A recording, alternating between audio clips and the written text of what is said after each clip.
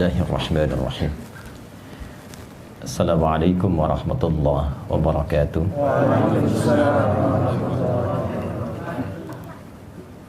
Alhamdulillahilladzi ikhtara al-Islam dina thumma istafa Muhammadan sallallahu alaihi wasallam syamsan lidinihi wa rashida fa asbaha takwinuhu dinan syamsudina wa rashida. Fasalawatullahi alaihi wa salamuhu tam wa ala alihi wa sahbihi wa dhurniyyatihi wa ummatihi ila yaumiddin wa ba'd. Faya ahbaballahi wa ahbab rasulihi sallallahu alaihi wasallam, usi nafsi wa iyyakum bitaqwallahi faqad fazal muttaqun fala tamutunna illa wa antum muslimun. Faqala ta'ala ya ayyuhalladzina amanu taqullaha haqqa tuqatih wa la tamutunna illa wa antum muslimun. Yang kami hormati, kami muliakan, dan semoga senantiasa dirahmati oleh Allah Subhanahu wa taala. Guru kami, guru kita semua, Profesor Dr. Din Syamsuddin serta ibu dan keluarga. Semoga kediaman ini dan seluruh aktivitas beliau senantiasa mendapatkan taufik dan rahmat Allah Subhanahu wa taala. Guru kami, guru kita semua, Profesor Rias Rashid, semoga senantiasa diberikan kesehatan, kekuatan, dan kemampuan terbaik dalam memberikan pencerahan dan bimbingan pada kita semua. Hadirin sekalian, dan saya harus juga mengkhususkan pada qari kita Mas Mustafa yang tadi telah membacakan dua surah terpisah, surah ke-59 Al-Hasyr ayat ke-18 dan Quran surah ke-16 An-Nahl ayat 97. Intinya adalah kita diberikan pendahuluan untuk senantiasa memetakan dan mengevaluasi kehidupan kita, apakah sudah memiliki bekal terbaik sampai dengan kita kembali kepada Allah Subhanahu wa taala. Setidaknya sampai malam ini sebagai persiapan pulang menuju Allah Subhanahu wa taala. Karena ghad pada lafaz itu wal tanzur nafsu ma qaddamat li ghad, itu maksudnya adalah hari kiamat. Sampai kembali kepada Allah. Kata nafas itu diksi yang dipilih langsung oleh Allah dalam firman-Nya di Al-Qur'an untuk menggambarkan kondisi roh yang sudah memiliki amal. Jadi roh itu saat masuk ke dalam tubuh kita usia 4 bulan. Quran surah ke-15 ayat ke-28 sampai 29. Wa qala rabbuka lil malaikati inni khaliqun bashara min salsalin min hama'in masnun fa idza sawaituhu wa nafakhtu fihi min ruhi. Jadi roh itu masuk, ditiupkan, itu berbentuk roh. Ya, belum ada amal. Nanti menyatu dengan bagian tubuh secara fisikal. Prosesnya berlangsung nanti dalam hadis Nabi riwayat Abdullah bin Mas'ud radhiyallahu taala anhu yang dikutip oleh Al-Imam An-Nawawi dalam Al-Arba'innya dari 42 hadis, di hadis yang keempat. Ya, Nabi Abdurrahman Abdullah bin Mas'ud radhiyallahu taala anhu qala ya qala Rasulullah sallallahu alaihi wasallam wa huwa shadiqul masduq inna ahadakum yajma'u fi batni ummihi 40 yawman nutfah thumma yakunu mithla dhalika 'alaqa thumma yakunu mithla dhalika mudghah thumma yursalu ilaihi al-malak fayanfukhu fihi ar-ruh.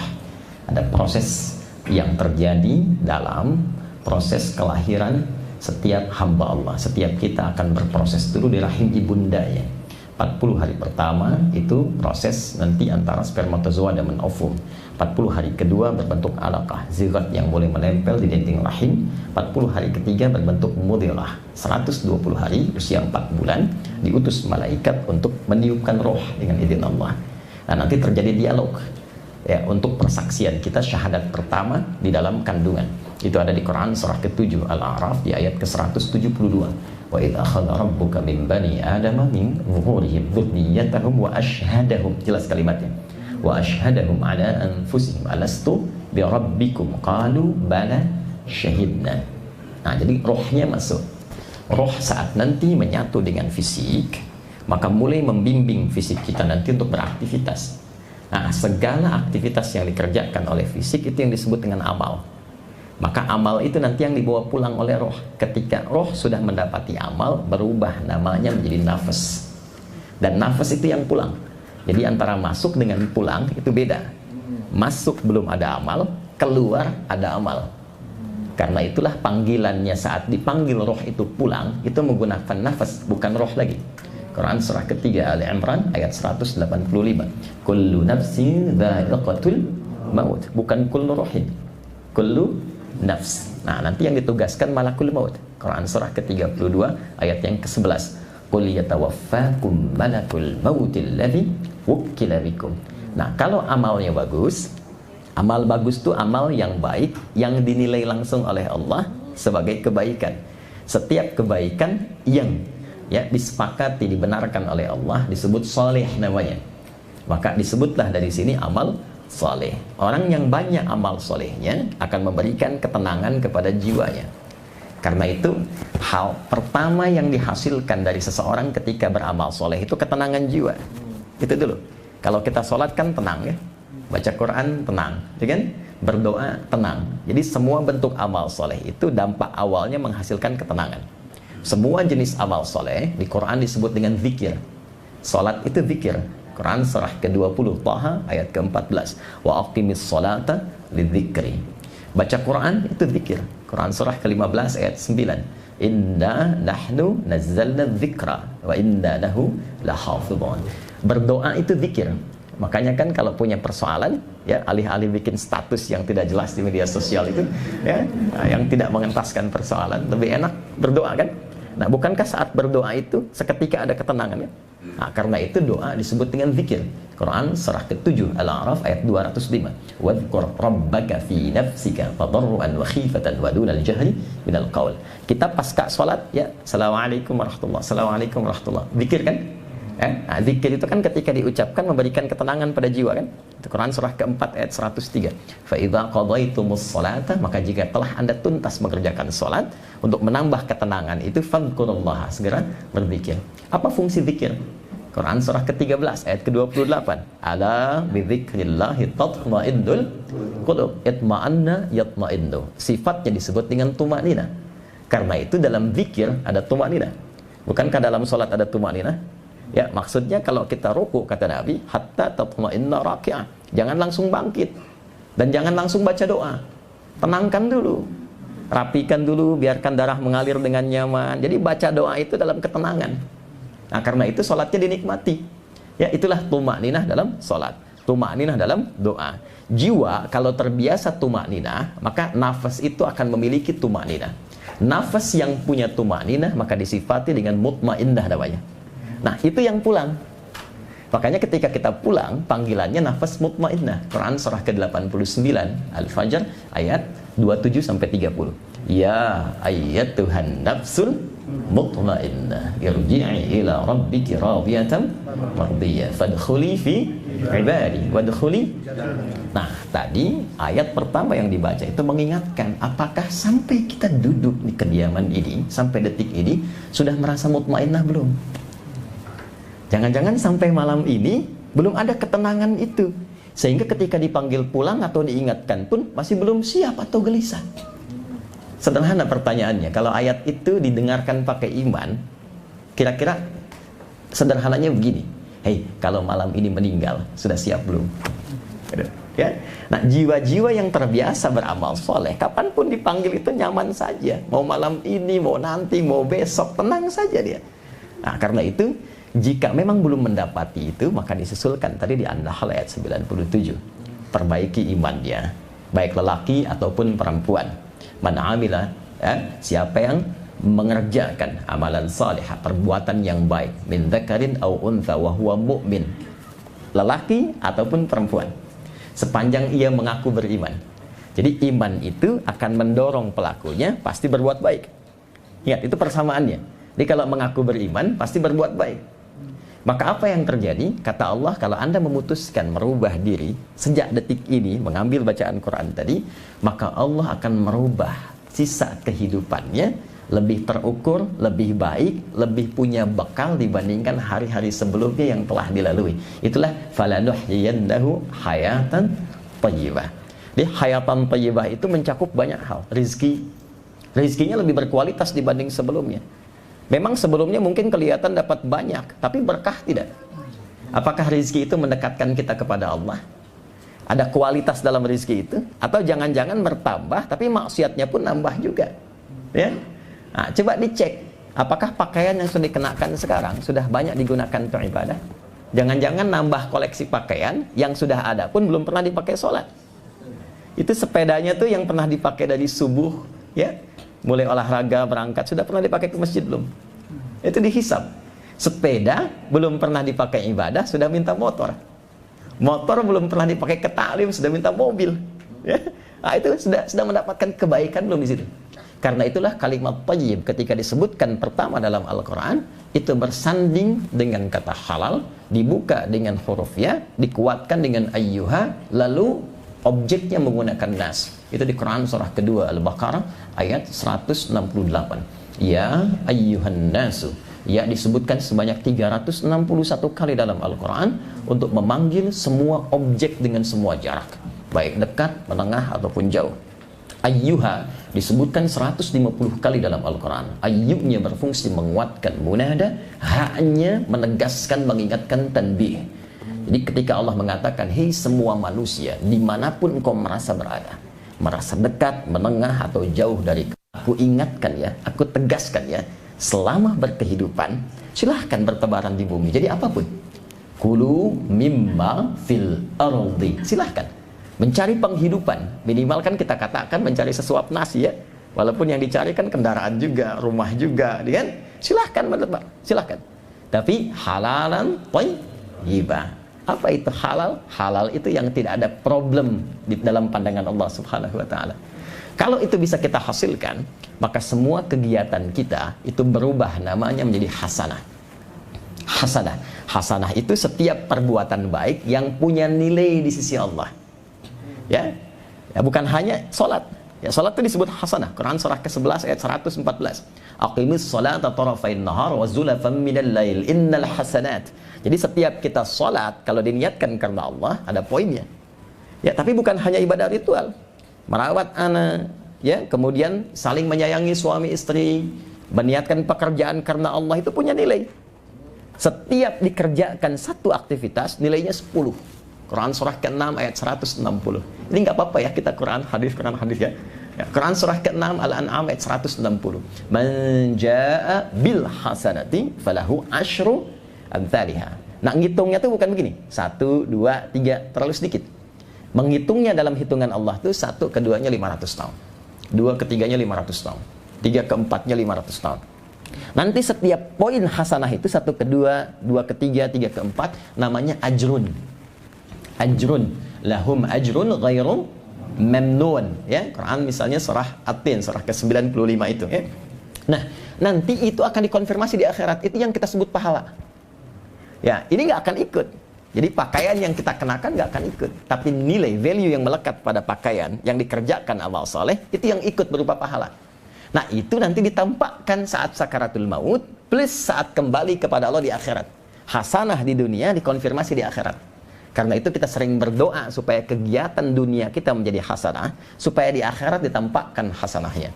Maka muncul kalimat doa kita, Rabbana atina fid dunya hasanah wa fil akhirati hasanah wa qina adzabannar. Itu ada di Al-Baqarah ayat 201. Nah, itulah sebetulnya gambaran kehidupan bekal kita yang diisyaratkan di 2 ayat tadi untuk kita siapkan sampai malam ini. Apakah perbuatannya sudah jadi hasanah atau belum? Ataukah kalau kita diwafatkan sudah punya bekal yang siap untuk kembali atau belum? Kalau merasa belum cukup bekal, maka cukupkan. Kalau merasa yang kemarin itu banyak yang kurang, maka evaluasi. Jadikan sisa hidup lebih baik daripada sebelumnya, sehingga kapanpun kembali, maka kita lebih bernilai di hadapan Allah Subhanahu wa ta'ala. Nah, itu mukaddimahnya dari apa yang dibacakan tadi. Kita belum mulai ya materi. Kalau saya tadi diminta Bang Din tadi terangkan itu dulu. Peci, ini bagian dari pengamalan wa amma bi ni'mati rabbika hadits. Jadi saya tuh kalau Allah anugerahkan sesuatu lewat hamba manapun, izin Bang Din, jadi langsung saya kenakan. Dan itu akan membahagiakan orang yang memberi, sekaligus juga saya gunakan pertama kali untuk ibadah dulu. Apapun itu, ini baru saya kenakan hari ini batik ini juga. Jadi dari ujung kepala sampai ujung kaki saya tidak ada yang beli. Ini juga Allah kasih lewat hamba yang lain, sama jam tangan sampai ujung kaki. Ya, alhamdulillah, kan cuma dipakai sementara. Ya, masuk kuburan kan udah nggak dipakai lagi ya. Ganti jadi kain kafan nggak ada kantongnya. Semua cukup. Nah, jadi itu kisahnya. Alhamdulillah, mudah-mudahan pernah digunakan untuk sujud, pernah digunakan untuk ta'lim. Jadi saya punya alasan ketika dihisab pertama kali, dari mana didapatkan, kemana digunakan. Maka saya punya kebahagiaan di hadapan Allah, pertama kali digunakan hadir di majlis pengajian Ranting Pondok Labu. Baik, kira-kira itu mukaddimah yang bisa kita sampaikan. Alhamdulillah, malam ini tema kita hidup baru pasca pandemi, lebih kepada bagaimana Al-Quran dan Sunnah atau Islam memberikan tuntunan menjalani kehidupan, khususnya ketika diuji dengan pandemi, entah statusnya sudah dicabut atau belum secara formal, yang penting tuntunannya seperti apa. Dan menariknya, biasanya saya kalau mengisi pengajian jarang saya membuat materi tertulis, sekalipun itu bentuknya pointer-pointer. Biasanya saya tuliskan di papan tulis. Tapi qadar Allah, hari ini entah kenapa sebelum berangkat saya pengen ngetik sesuatu. Jadi saya tuliskan pointernya itu, urut dari awal sampai akhir. Rupanya mungkin ini yang beliau tadi minta akan inspirasi untuk Roma. Jadi saya sudah ketikkan 3 halaman nih, Prof. Ya, bisa, insya Allah ini ada 10 nanti yang saya kopikan. Jadi poin-poin yang semuanya dari Quran dan hadis semua. Baik, kita efektifkan malam hari ini pertemuan dan diskusi kita. Saya senang menyebutnya dengan diskusi untuk malam hari ini, supaya setiap kita bisa memberikan masukan dan pencerahan yang melengkapi satu dengan yang lainnya. Baik, saya ingin memulai dengan penjabaran tentang iman dan akidah dulu, karena ini pokoknya, khususnya bagi kita setiap muslim. Karena semua tindakan, perilaku, dan bahkan menjalani seluruh aktivitas dengan semua kondisinya, orang Islam itu punya ciri khas yang membedakan antara muslim dengan selainnya. Ciri khasnya itu semua tindakan dan semua aktivitasnya di semua keadaan yang dihadapi itu semua bersumber dari imannya. Dan dari iman itulah nanti akan muncul ya satu pancaran-pancaran yang membimbing kita dalam berkegiatan di setiap situasi yang bahkan menariknya nanti Nabi akan tunjukkan dan kita akan lihat. Pertama, kita mulai dengan pendekatan definisi akidah dan iman terlebih dahulu, supaya kita cek malam hari ini itu ada nggak dalam diri kita, terbimbing tidak gitu ya. Baik, pertama akidah. Iman dengan akidah itu sering disamakan untuk menuju pada definisi yang sama, yaitu keyakinan tanpa ragu. Kalau disebutkan akidah, itu asalnya dari kata aqada. Aqada itu ikatan yang kuat, yang sulit untuk dilepaskan, dijaga supaya nggak lepas, itu aqada namanya. Jadi Quran banyak ya, seperti nanti ditemukan di An-Nisa misalnya, kan, walikullin ja'alna mawaliya mimma tarakal walidani wal aqrabun, kemudian walladzina aqadat aymanukum. Ya, kalau sudah berjanji maka terikat dengan janji itu, jaga, jangan sampai diingkari. Kalau punya komitmen, komitmen pun disebut dengan akidah. Aqdun jamannya uqud. Quran surah kelima ayat 1, ya ayyuhalladzina amanu aufu bil uqud. Orang-orang beriman itu pasti menepati janji karena terikatnya dengan komitmen ya. Nikah itu disebut dengan akad.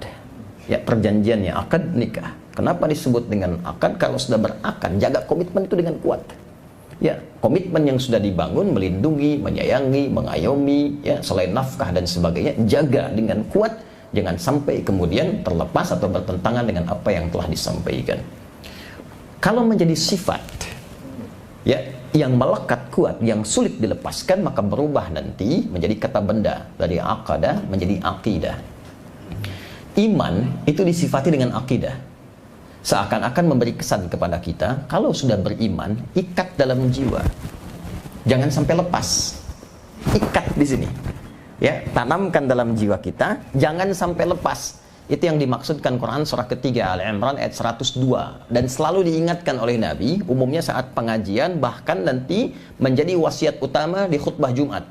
Ya ayyuhalladzina amanu taqullaha haqqa tuqatih wa la tamutunna illa wa antum muslimun. Nah, kalau iman itu sudah ada di sini, lekat ke dalam jiwa kita, ya melekat kuat, nanti dia akan punya ciri khas. Namanya karakter spiritual, karakter iman. Cara mengujinya begini, pertama kali, kalau kita ingin menguji ada iman nggak dalam diri kita, nanti ukuran pertamanya Quran surah ke-8 Al-Anfal di ayat yang kedua. Innamal mu'minuna. Ya, kalau sudah ada kata innama berarti spesial. Yang lain nggak ada. Adatul hasri namanya. Dicukupkan pada ini saja, yang lain nggak boleh. Yang lain nggak ada, yang lain tak punya. Nah, contoh begini. Kalau zakat itu dikeluarkan pada berapa golongan? 8 ya.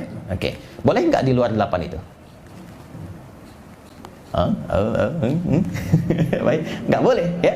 Nggak boleh. Kenapa nggak boleh? Karena ayatnya dibuka dengan innama. Adatul hasri, dibatasi di golongan itu saja. Quran surah ke-9 ayat 60. Innamas sadaqatu lil fuqara wal masakin, dan seterusnya ayat. Cara menerjemahkannya, zakat itu hanya boleh dikeluarkan pada 8 golongan berikut. Di luar ini nggak boleh, nanti ada skema yang lain. Iman pun itu dibuka dengan innama. Kata Allah, innamal mu'minuna. Orang beriman itu punya ciri khusus, dan yang punya yang beriman saja. Jadi kalau belum punya iman, nggak akan bisa terkonfirmasi ciri ini. Apa itu? Ya, alladzina. Alladzina disebutkan 1080 kali dalam Al-Quran. Itu konjungsi isim mausul, tapi cakupannya luas, tanpa batas. Nah, seakan Allah itu memberikan satu kesempatan terbuka untuk semua hambanya. Semua hamba itu boleh silahkan, terbuka untuk beriman. Ya, laki-laki, perempuan, tua, muda, besar, kecil, dengan berbagai status sosial yang berbeda-beda, tidak dibedakan oleh Allah, silahkan. Semua diberi kesempatan. Jadi kalau ada yang tidak beriman, bukan Allah yang salah, manusianya yang memilih untuk tidak beriman. Jelas ya? Baik, innamal mu'minuna alladzina. Perhatikan cirinya. Kalau sudah diambil dan melekat dalam diri, itu diikat dalam jiwa, maka idza dzukirallahu wajilat qulubuhum. Ciri pertamanya, bila disebutkan nama Allah, ada konfirmasi sinyal karakter spiritual di hatinya, ada getaran. Itu konfirmasinya. Karena itu setiap hari untuk dicek, Allah sebutkan, diperdengarkan namanya 5 kali dalam sehari, di setiap pergantian waktu dalam sehari. Subuh disebutkan, ganti siang, zuhur disebutkan, masuk sore, asar disebutkan, maghrib, menjelang malam disebutkan, isya sebelum tidur disebutkan lagi, untuk mengonfirmasi masih ada nggak imannya itu. Ya, maka diperdengarkan di telinga kita. Telinga bahasa Arabnya udhun, jamaknya adzan. Bukankah dalam adzan kalimat pertama yang disebutkan Allah, Allahu Akbar, Allahu Akbar. Makanya kalau sudah ada iman, itu ada konfirmasi, ada getaran tuh, ada karakter spiritual. Allahu Akbar, Allahu Akbar. Pernah nggak merasakan sudah adzan? Ada pernah begitu? Nah, itu khas. Jadi kalau belum punya iman, nggak bisa itu konfirmasi itu ada. Ini suara apa ya? Nah, itu, ya. Wah, ini bising nih, tawanya kekencengan ya. Nah, itu dipertanyakan ya. Nah, ini kalau belum punya iman wajar, tak usah marah. Kalau belum punya iman, kalau mengaku beriman, ada babnya di Quran ada. Yang justru menyoal, nanti ada babnya lagi, yang menunjukkan imannya dalam persoalan. Perlu kita bantu supaya persoalannya tuntas. Nah, jadi ini poinnya. Nanti kalau sudah ada konfirmasi, itu disebut dengan karakter spiritual. Nah, dia akan menjadi cahaya yang menuntun semua bagian tubuh kita bersikap dan bertindak. Kalau dia masuk ke dalam akal kita, maka dia akan memberikan cahaya berwujud karakter intelektual. Jangan salah, orang beriman itu kalau benar imannya dan dilatih sinyalnya kuat, dia akan membimbing akalnya sehingga menguat intelektualitasnya dan menjadi dia manusia yang pintar dengan akalnya. Itu nanti konsepsinya ada di Quran surah kedua, di surah Al-Baqarah di akhir ayat 282, ya, wattaqullaha wa yu'allimukumullah. Anda tingkatkan takwamu kepada Allah. Takwa itu pancaran iman. Karena itu setiap ada kalimat takwa, ada kalimat iman. Dzalikal kitabu la raiba fi hudal lil muttaqin. Siapa muttaqin? Ayat 3-nya. Alladzina yu'minuna bil ghaib. Iman dulu.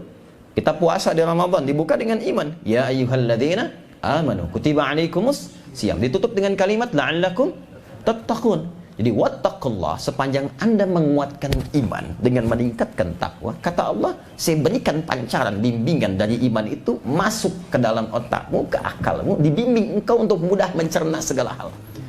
Dan nanti itu akan ditinggikan di Quran surah ke-58 ayat 11. Yarfa'illahu alladhina amanu minkum walladhina utul ilma darajat. Makanya, maaf, orang beriman tuh pasti pintar.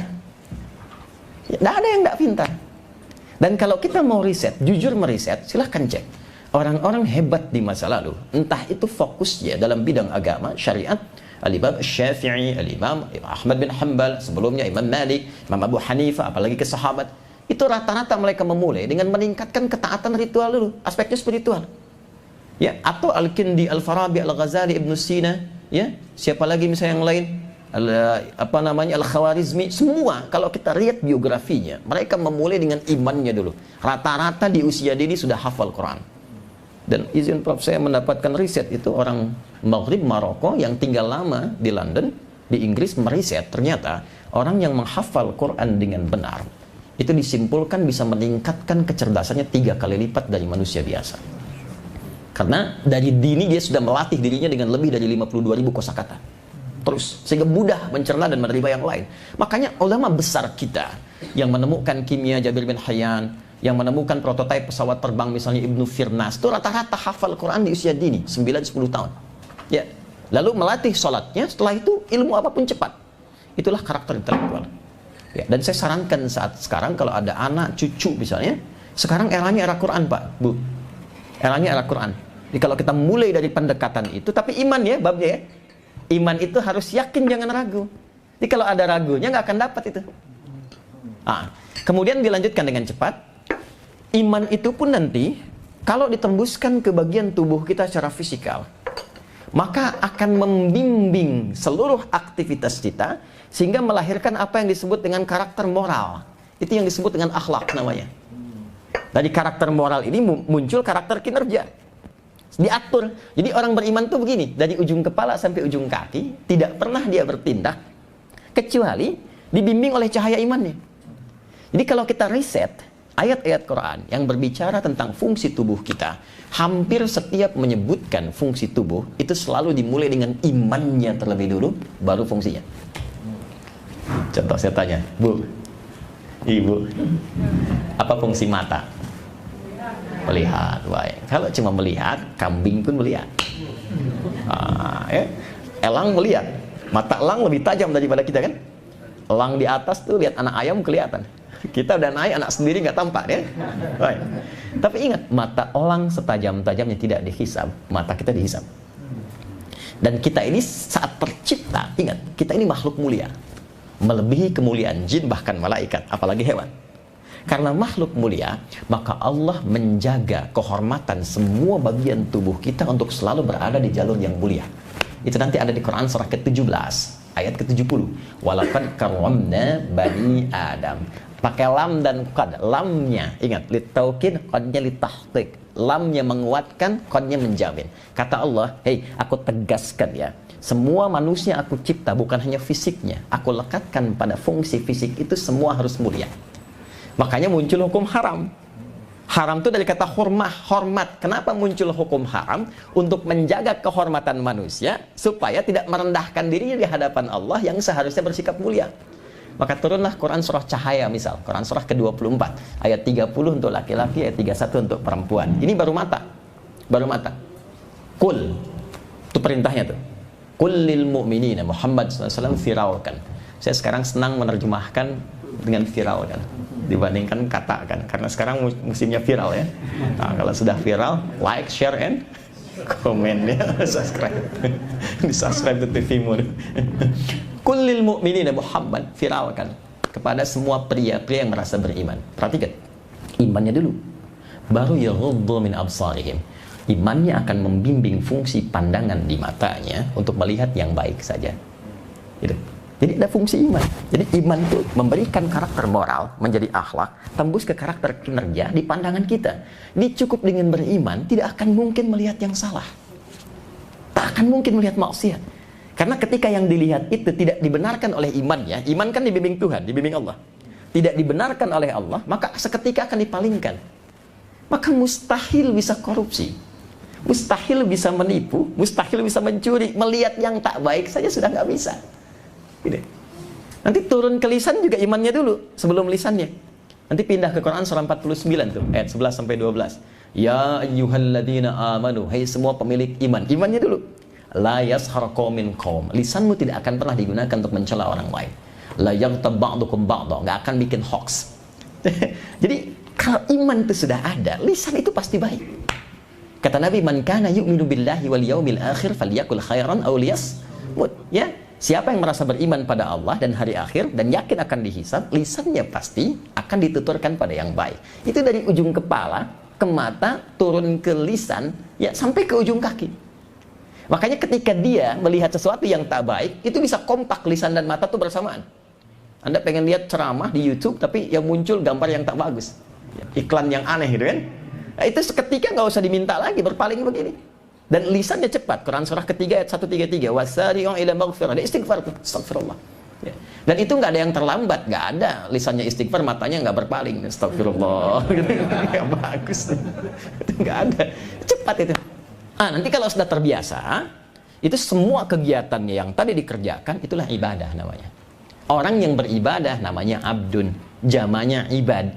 Nanti kalau sudah jadi ibad, dipuji oleh Allah sampai langkah kakinya. Turunlah surah Al-Furqan itu. Wa ibadur rahmanil ladzina yamshuna 'alal ardi hauna wa idza khatabahumul jahiluna qalu salama. Jadi idealnya insan beriman itu pasti setiap pikiran, setiap pemikirannya, setiap rasanya, tindakannya semua akan terkontrol oleh imannya sehingga pasti menjadi baik. Nah, untuk menjadi baik ini, maka Nabi ditugaskan oleh Allah. Ini poinnya. Ditugaskan oleh Allah untuk menerangkan bagaimana melatih iman itu dan menjalani kehidupan dari yang paling sederhana sampai yang paling kompleks, menghadapinya seperti apa. Sehingga semua kegiatan itu dibimbing oleh iman, sekaligus melatih supaya sinyalnya kuat. Maka inilah yang menyebabkan setiap kegiatan kita, dari mulai bangun tidur sampai tidur lagi, pasti ada bimbingan imannya yang diformalkan melalui doa.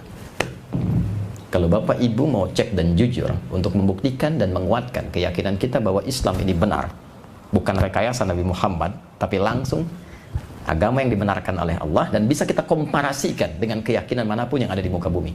Hanya di Islam yang semua kegiatannya dari bangun tidur sampai tidur lagi pasti ditemukan doa di dalamnya. Dan setiap kegiatan doanya nggak sama, beda. Bangun tidur ada doanya? Halo, apa doanya? Alhamdulillahilladzi ahyana ba'dama amatana wa ilaihin. Bahkan dibimbing cara bangunnya. Anda buka Sunan Abu Daud nomor hadis 1367 dari Ibnu Abbas radhiyallahu taala anhuma. Ibnu Abbas itu anak kecil, dari kecil ya, usia 3-4 tahun ya, itu sangat cinta dengan Nabi karena ayahnya selalu mendekatkan di majlis Nabi. Singkatnya, satu saat ingin melihat cara bangun tidur malamnya Nabi dan sholat malamnya Nabi, maka menginaplah di rumah bibinya Sayyidah Maimunah, tidur di samping Nabi. Maka apa yang disampaikan beliau dikutip oleh Imam Abu Daud ya, As-Sijistani. Beliau namanya Sulaiman As-Sijistani. Cuman saking hafalnya banyak hadis sampai menyebut hadis itu lunak sekali lisannya. Ini sahih, ini dhaif, ini begini, sampai orang mengatakan begini. Kata Ibnu Qayyim Al-Jauziyah, kalau dulu ada Nabi Daud bisa melunakkan besi dengan tangannya, ini bisa melunakkan hadis dengan lisannya. Maka disebutlah Abu Daud. Ya. Oh. Nomor hadis 1367. Ya, paling kanan di pertengahan, agak ke pojok kiri sedikit tuh. Ya, ada 2 bab begini. Apa yang disampaikan kata beliau? Kana an-nabiyyu sallallahu alaihi wasallam idza istayqadha min nawmihi fajalasa. Thumma masaha bi yadihi min athari nawmihi. Ya, faqara'a khawatim surah Ali Imran. Adalah kebiasaan Nabi sallallahu alaihi wasallam kalau bangun dari tidur duduk terlebih dahulu. Lalu menghilangkan bekas kantuknya. Jadi hilangkan dulu ngantuknya, bukan langsung baca doa. Baru bangun, alhamdulillah begini-begini ya, bangun jam 3, sadar jam 5 kan. Hilangkan dulu ngantuknya ya, supaya kita membaca doa itu dengan penuh kesadaran ya, ada kenyamanan saat baca itu. Lalu baca ya 11 ayat terakhir surah Ali Imran. Itu nanti ada maknanya itu. Ada maknanya. Itu sudah bikin pintar sendiri tuh. Jadi ulul albab sendiri. Jadi kita itu baru bangun sudah disuruh pintar. Baru bangun tuh sudah diminta jadi orang pintar. Ya, dari ayat 190 sampai ayat 200. Baru kemudian nanti thumma dhahaba ila syunid mu'allaqah. Di riwayat lain di Al-Bukhari nomor hadis 181 dari Jundub bin Junadah dan Abu Dzar Al-Ghifari, Nabi membacakan doa alhamdulillahilladzi ahyana ba'dama amatana wa ilaihin nusyur. Itu bangun tidur, baru bangun. Ke toilet ada doanya enggak? Ada. Kakinya pun diatur. Masuk apa? Kaki apa? Keluar apa? Ya kan? Kita berpakaian ada doanya, makan ada doanya. Setiap kegiatan itu ada pedomannya. Dan jangan hanya diartikan sebagai doa formalitas. Itu setiap lafadznya itu membimbing kita bagaimana berinteraksi dengan apa yang kita kerjakan itu. Ada maknanya. Kenapa pakai pakaian doanya begitu? Itu ada. Jadi kalau kita paham dengan isinya, kita dibimbing. Ini yang harus dikenakan ketika berpakaian. Pakaian begini yang harus dipakai. Seperti ini cara menggunakannya. Begini akan dihisabnya. Begini tampil yang modis yang baik itu. Ada semua bimbingan. Hanya umumnya orang sekarang, walaupun tidak semuanya, memosisikan itu hanya bacaan formal. Nah, tidak memahami isinya sebagai panduan berkehidupan. Karena itu paling minimal kata Nabi, kalau belum paham itu, minimal sertakan nama Allah, sehingga tidak hilang keberkahannya. Maka muncullah hadis kullu amrin dzibalin la yubda'u fihi bismillahirrahmanirrahim fahuwa abtar. Minimal ucapkan bismillahirrahmanirrahim. Apa kaitan dengan tema kita? Yang kecil aja diatur, apalagi yang kompleks gitu.